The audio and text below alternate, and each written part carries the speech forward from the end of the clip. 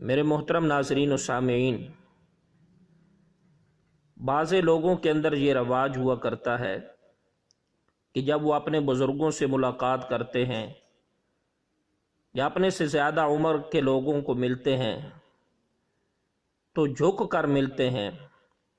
بعض اوقات ان کے گھٹنوں کو ہاتھ لگاتے ہیں یا ان کے قدم چھوتے ہیں، تو یاد رہے کہ ایسا شرعاً بالکل ناجائز ہے، بلکہ حدیث پاک کے اندر تو صراحتاً اس کی ممانعت موجود ہے۔ حضرت سیدنا انس رضی اللہ تعالی عنہ سے ایک روایت ہے کہ حضرات صحابہ کرام رضوان اللہ تعالی علیہم اجمعین نے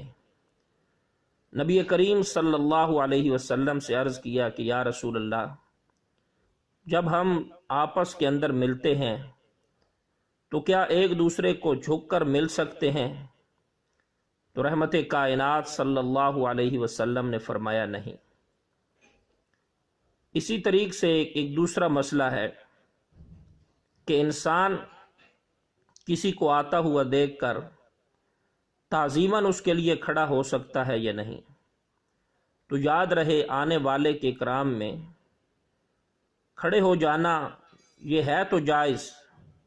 لیکن شرط یہ ہے کہ جس کے لیے انسان تعظیماً کھڑا ہو رہا ہے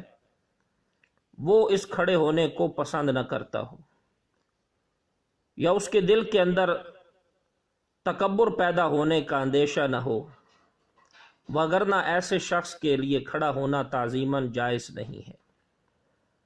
بلکہ نبی کریم صلی اللہ علیہ وسلم نے تو ایسے آدمی کے لیے بڑی سخت وعید بھی سنائی ہے۔ ترمذی شریف اور ابو داؤد شریف کے اندر ایک روایت ہے جس کے راوی حضرت سیدنا معاویہ ابن سفیان رضی اللہ تعالی عنہما ہیں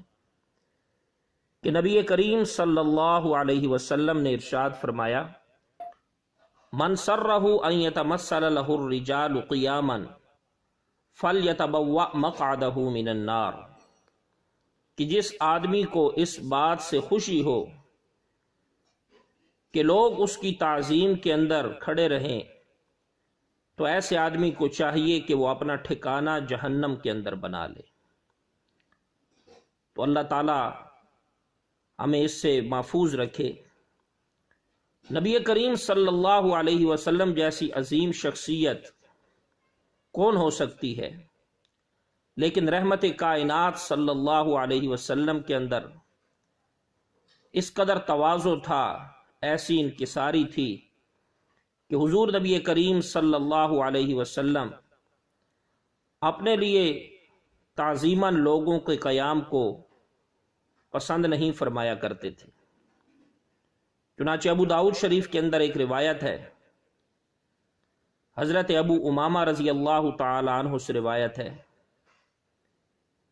کہتے ہیں کہ خرج رسول اللہ صلی اللہ علیہ وسلم، کہ نبی کریم صلی اللہ علیہ وسلم ایک مرتبہ عصا کا، لاٹھی کا سہارا لیتے ہوئے باہر تشریف لائے، فقمنا لہ، تو ہم لوگ کھڑے ہو گئے۔ نبی کریم صلی اللہ علیہ وسلم نے ارشاد فرمایا، لا تقوموا کما یقوم الاعاجم، کہ تم اس طرح مت کھڑے ہو وہ جس طرح عجمی لوگ ایک دوسرے کی تعظیم کے لیے کھڑے ہو جاتے ہیں۔ سبحان اللہ۔ تو نبی کریم صلی اللہ علیہ وسلم کس قدر انکساری کے ساتھ، عاجزی اور تواضعاً اس بات کو ناپسند کرتے تھے کہ لوگ میری تعظیم کے اندر کھڑے ہوں۔ اللہ رب العالمین سے دعا ہے کہ مالک کائنات ہم سب مسلمانوں کو بھی